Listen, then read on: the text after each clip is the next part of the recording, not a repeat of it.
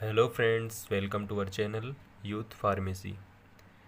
दोस्तों, आज की वीडियो पर हम बात करने वाले हैं calcium and vitamin D3 tablet के बारे में।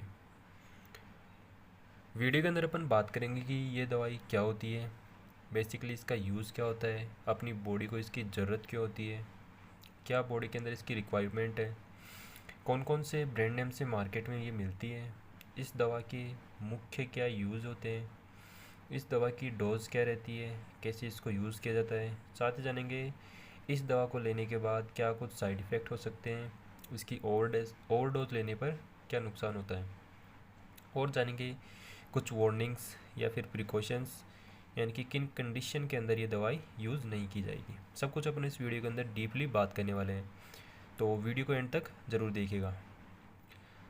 सबसे पहले जान लेते हैं कि ये दवा क्या होती है और बॉडी के अंदर इसकी ज़रूरत क्यों होती है। So this combination provides vitamins and minerals, यानी कि ये जो कॉम्बिनेशन होता है ये अपने को विटामिन्स और मिनरल्स प्रोवाइड कराता है। Calcium is necessary minerals for maintaining structure and function, यानी कि कैल्शियम और जो विटामिन D3 होता है ये अपनी बॉडी के स्ट्रक्चर और उसके बॉडी के फंक्शंस को मेंटेन करने के लिए ज़रूरी होता है। इट हेल्प इन, यानी कि अपनी किस तरह से ये बॉडी को हेल्प करता है या अपनी बॉडी को ये किस तरह से कौन कौन से फंक्शंस के लिए ज़रूरी होता है, बॉडी को इसकी नीड क्यों होती है, उसके बारे में अपन जान लेते हैं। नर्व ट्रांसमिशन, यानी कि नर्व्स के ट्रांसमिशन के लिए इसकी ज़रूरत पड़ती है। मसल कॉन्ट्रैक्शन, मसल्स के कॉन्ट्रैक्शन और रिलैक्स होने के लिए भी कैल्शियम और विटामिन D की ज़रूरत पड़ती है। इसके अलावा boost immunity, healthiness of bones and joints, यानी कि किसी की इम्यूनिटी वीक है तो उसको बूस्ट करने के लिए। इसके अलावा जो बोन्स एंड जॉइंट्स होते हैं उनकी हेल्थ, उनको स्ट्रॉन्ग बनाए रखने के लिए भी ये टेबलेट ज़रूरी होती है, यानी कि विटामिन D एंड कैल्शियम की रिक्वायरमेंट बॉडी को ज़रूरत होती है। इसके लिए हमें ये टेबलेट यूज़ करनी रहती है, यानी कि अगर जो अपन डेली खाना खा रहे हैं जो उसके द्वारा अगर बॉडी की जो कैल्शियम और विटामिन D की जो पूर्ति है वो पूरी नहीं हो पा रही, तब ये दवाई ली जाती है। सो इस तरह से बॉडी को इसकी रिक्वायरमेंट होती है।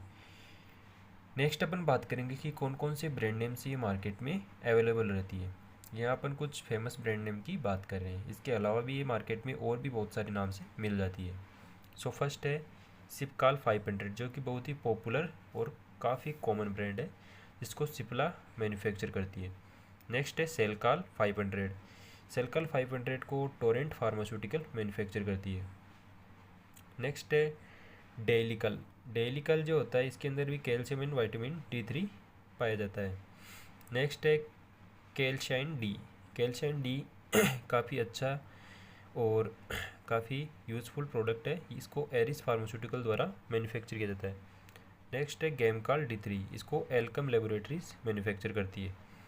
इसके अलावा भी ओसी वाइट 500 के नाम से भी ये मार्केट में मिल जाता है। सो इस तरह से अलग अलग ब्रांड नेम से ये मार्केट में मिल जाता है। बेसिकली इसके अंदर जो साल्ट होता है कैल्शियम और विटामिन D3 वो इसके सभी के अंदर वही प्रेजेंट रहता है। सो इस तरह से ये बहुत सारे ब्रांड नाम से मार्केट में मिल जाता है। नेक्स्ट बात करेंगे इसके यूजेस के बारे में, यानी कि इस दवा के बेसिक यूज़ क्या क्या है।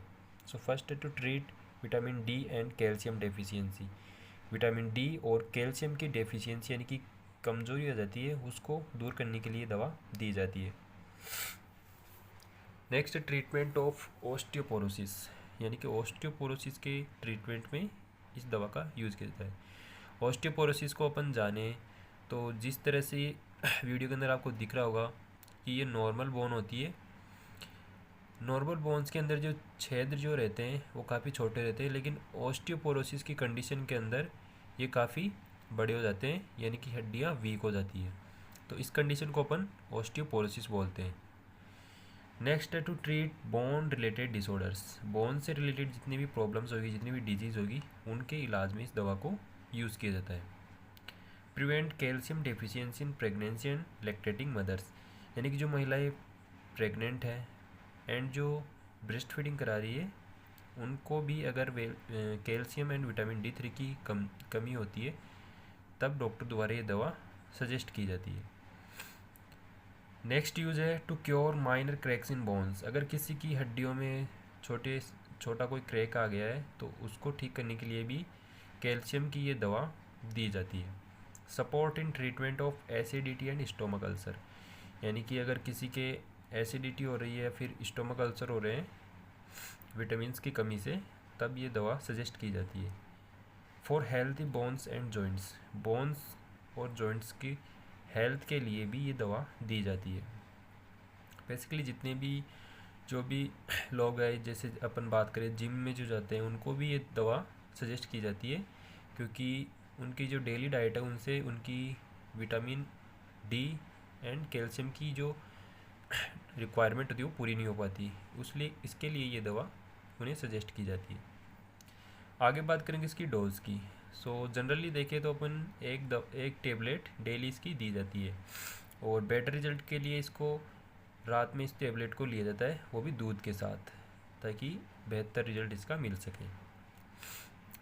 आगे बात करेंगे इसकी साइड इफ़ेक्ट्स की। वैसे तो कोई साइड इफ़ेक्ट्स इस दवा की है नहीं, पर अगर इसका ओवरडोज यूज़ किया जाता है, यानी कि जितना रिक्वायरमेंट है उससे अगर ज़्यादा ही इसको लिया जाता है, तब इसके साइड इफ़ेक्ट्स देखने को मिल सकते हैं। साइड इफ़ेक्ट्स में mainly constipation, nausea and vomiting, loss of appetite यानी कि भूख का बंद हो जाना या भूख कम लगना, फीलिंग थ्रस्टी यानी कि प्यास लगना, गला सूखा रहना, स्टोमक पेन, पेट में दर्द रहना, मसल वीकनेस। अब मसल वीकनेस कब आती है? जब इसकी एक्सेसिव डोज ली जाती है, तब मसल वीकनेस देखने को मिलती है। एलर्जिक रिएक्शन यानी कि बॉडी पर ईचिंग हो सकती है, स्वेलिंग आ सकती है, इस तरह की रिएक्शंस होती है ओवर डोज लेने पर। स्वेलिंग इन टंग यानी कि जीभ और गले में सूजन आ जाती है। सो ये इसके कुछ कॉमन साइड इफ़ेक्ट है जो कि ओवर डोज अगर इस दवा का लिया जाता है तब देखने को मिलते हैं। आगे बात करेंगे कुछ वार्निंग्स की, यानी कि कुछ कंडीशंस होती है जिनके अंदर ये दवा यूज़ नहीं की जाती। फर्स्ट है पेशेंट विद किडनी फेलियर। अगर कोई पेशेंट है किडनी फेलियर का, उसको ये दवा नहीं दी जाती है। If have high level of cholesterol in body, अगर किसी की बॉडी में कोलेस्ट्रॉल लेवल हाई है तब भी उसको ये दवा नहीं दी जाती है। Never take it with thyroid medicine, अगर किसी के थायराइड की मेडिसिन चल रही है तो ड्रग इंटरेक्शन से बचने के लिए ये दवा, थायराइड की दवाइयाँ जिनकी चल रही है उनको नहीं दी जाती है। सो ये कुछ बातें हैं जिनको इस दवा को यूज़ करने से पहले ज़रूर ध्यान में रखा जाना चाहिए, किन किन कंडीशन में दवा का यूज़ नहीं करना है। सो दोस्तों, ये थी calcium and vitamin D3 tablet से रिलेटेड कंप्लीट इन्फॉर्मेशन।